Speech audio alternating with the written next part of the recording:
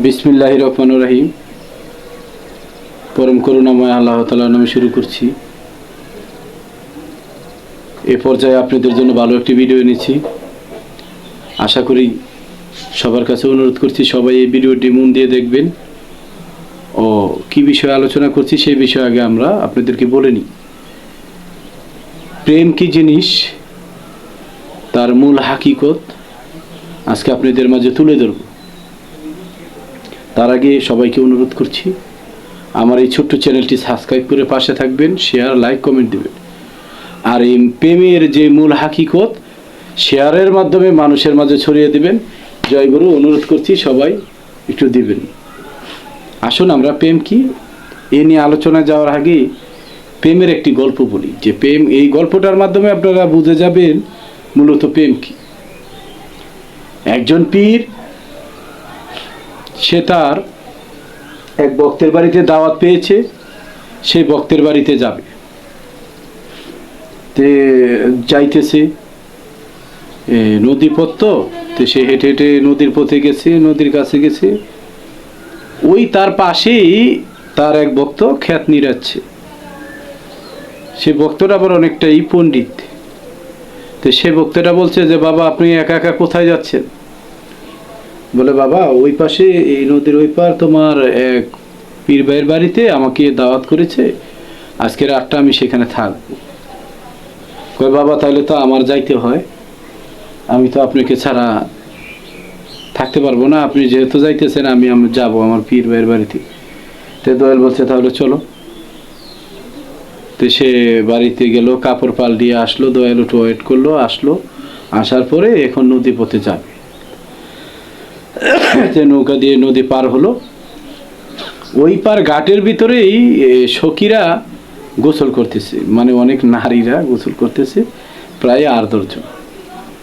সেই 8-10 জনে গোসল করে ওই কলসির পানি ভরে তারা হাইটা যাচ্ছে। ওই দয়ালো পীর বাবা হেঁটে যাচ্ছে, সাথে ওই ভক্তটা, পণ্ডিত ভক্তটা।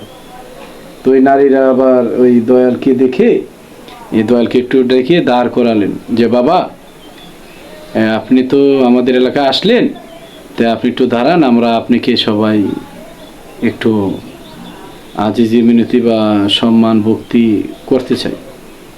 দয়াল বলছে, না না না, এই রাস্তার ভিতরে এগুলা কি, এটা করা যাবে না। বলছে, না বাবা, আপনি আমাদের জন্য রাস্তা কি আর গাছতলায় কি। তা সকলে কলসিগুলা রেখে সকলেই যায় দয়ালকে একটি করে চুমা কপালে দিলেন, 2 গালে দিলেন, আর পায়ে থেকে ভক্তি নিয়ে এক এক নারী চলে গেলেন। যে দেওয়ার পরে দয়ালও এইভাবে তাদেরকে কপালে চুমু দিয়ে দিলেন, 2 গালে চুমু দিয়ে দিলেন, আর ওই মাথাটা আতায় দিলেন যে মা তুমি ভালো থাকো। এইভাবে সবাই করে চলে গেল। এখন ওই পণ্ডিত ভক্তটা এই পাশে থেকে তার ভিতরে জ্বলনি উঠে গেছে, কামবাপ উঠে গেছে। সে এগুলা দেখে সে আর ঠিক থাকতে পারে নাই। সেও গিয়ে এই প্রত্যেকটা নারীকে ধরে ধরে এইভাবে দয়াল যেভাবে চুমু খাইছে সে ওইভাবে চুমু খাইছে। এখন সকল নারী তো রাগ হয়ে গেছে, বেজার হয়ে গেছে। সকল নারী তাকে ধরে মায়ের দিছে। দয়াল যাই হোক ফিরিয়ে দিছে।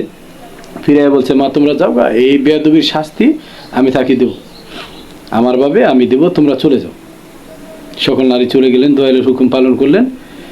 দয়াল তাকে নিয়ে ভালো মন্দ কিছু বললেন না, বলে আসো, যা হয়েছে হয়েছে, আসো।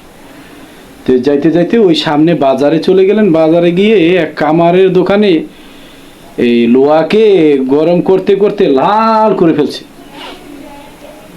তো দয়াল গিয়ে ওই লোহাটাকে থাপাতা ধরে চুমা খাইছে। চুমা খাইয়া আবার ওইখানে গাইরা দিছে। তো সবাই চেয়ে অবাক, এত গরম জিনিস দয়াল হাতে ধরলো, ধরে আবার চুমু খাইলো। তো এখানে বিষয়টা দেখতে আজব লাগলো না?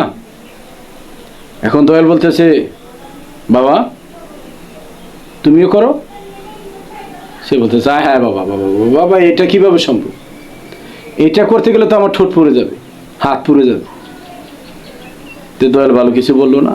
দয়াল বলতেছে, দেখো এখানে অনেকগুলা লোক আছে, সবাই আমাকে চেয়ে দেখছে, আমি হাত দিলাম, ধরলাম, চুমু খাইলাম, তাহলে আমার তো কিছু হলো না। তো তুমি হাত ধরো, হাত দেও, চুমু খাও, কয় বাবা আমি পারবো না, আমার পুড়ে যাবে। তো দয়াল রেগে গেলেন যে বেটা পারবি না তো ওইখানে করলি কেন? এই আগুন থেকে তো ওই আগুন আরো তাপ বেশি, ওইখানে তো তুই মুখ পুড়ে ফেলাইছস, হাত পুড়ে ফেলাইছ, তোর দেহটাকে পুড়ে ফেলাইছ। আর এইখানে যদি এটা চুমু খাইতে যদি পুড়তো, ডাক্তারখানায় গিয়ে মলম কিনে মলম লাগাতি, ওষুধ খাইতি, এটা ভালো হয়ে যেত।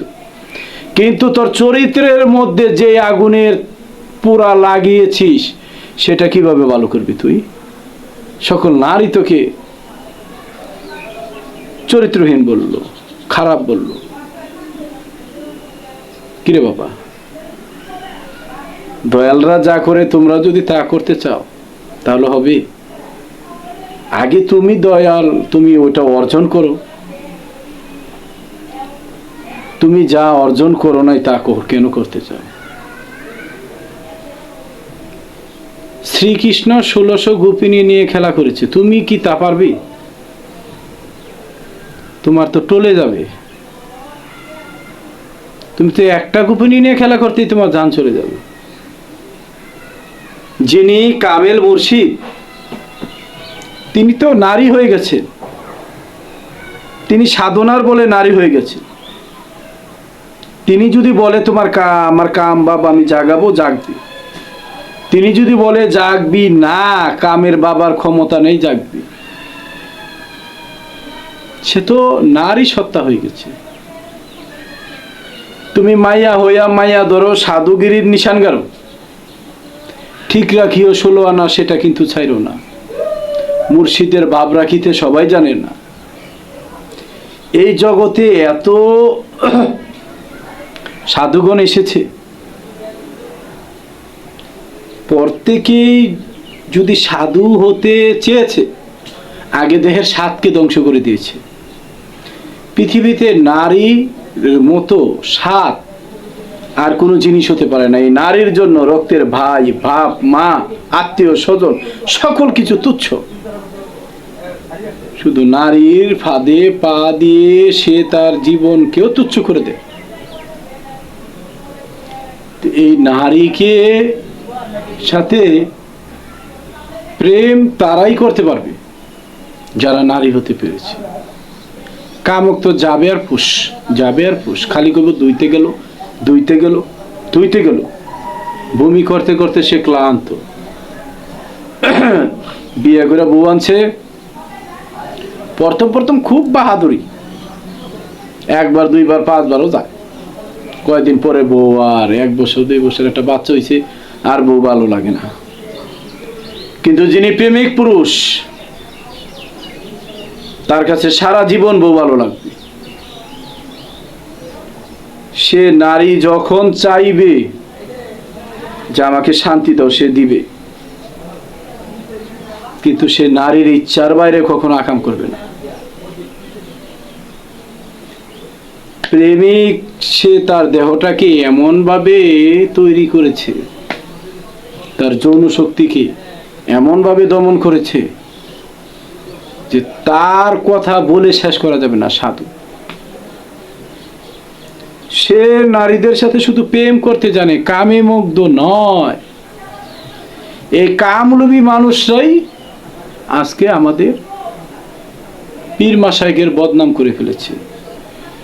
এই নিশাখোর, গাঁজাখোর, বাবাখোররা এই দরবারগুলোর, পীর মাশায়েখগুলোর বদনাম করে ফেলেছে। আপনারা জানুন, বুঝুন। জয়গুরু। সবাই ভালো থাকবেন। আশা করি সকলেই আমার এই ভিডিওটা দেখবেন।